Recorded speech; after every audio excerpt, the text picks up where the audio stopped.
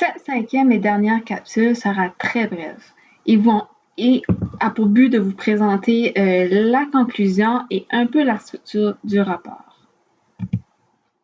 Donc, comme conclusion, le dénombrement des populations de langue officielle en situation minoritaire varie parfois grandement selon les méthodes adoptées. En d'autres mots, les nombres et les proportions vont varier selon la méthode adoptée, comme on a pu le constater avec les capsules précédentes et surtout avec les graphiques.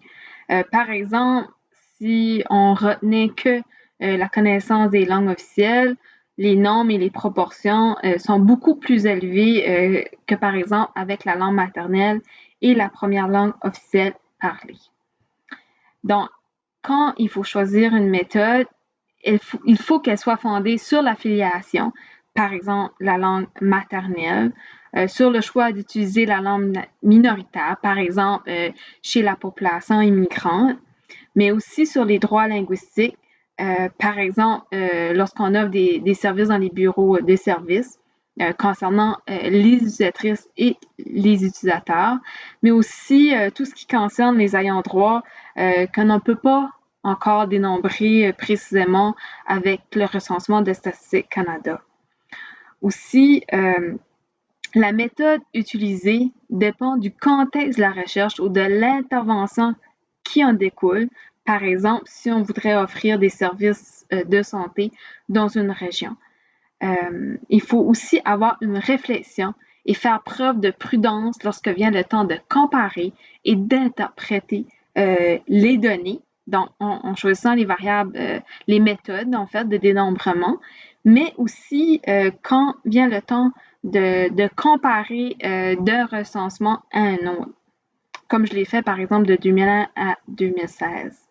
Et pour information, le prochain recensement devrait avoir lieu en mai de 2021 et Statistique Canada explore présentement la possibilité de mieux dénombrer les ayants droit. Donc, pour le rapport, en fait, il est sur notre site web. Donc, on va aller voir la structure. Donc, quand on arrive sur le site web de l'ICRML, vous pouvez aller dans Recherche et publications, Publication de l'ICRML. Donc, pour le moment, il se trouve en deuxième position. Donc, là, on arrive sur la page et ensuite, on peut aller voir la version PDF. Donc ici, tout d'abord, vous allez, en défilant, vous allez voir la table des matières qui est interactive. Et ensuite, il va y avoir la table des illustrations. Donc, c'est un peu les graphiques qui ont été présentés dans une capsule. Ensuite, comme je l'ai mentionné dans une des capsules, la liste des tableaux. Donc, des tableaux qui vont aller plus en détail que les graphiques. Donc, on recense 17 tableaux. Et pour en prendre un exemple, pour vous donner une idée, on va choisir par exemple le tableau 4. Donc, ici, c'est pas cliquable. On pourra s'y rendre un peu plus loin. Donc, ici, il va y avoir l'introduction. Donc, on défile toujours. Les graphiques que j'ai présentés. Et pour chaque variable linguistique, on va aller décrire la variable, la méthode. On va aller présenter l'avantage de l'utiliser, le désavantage ou les désavantages.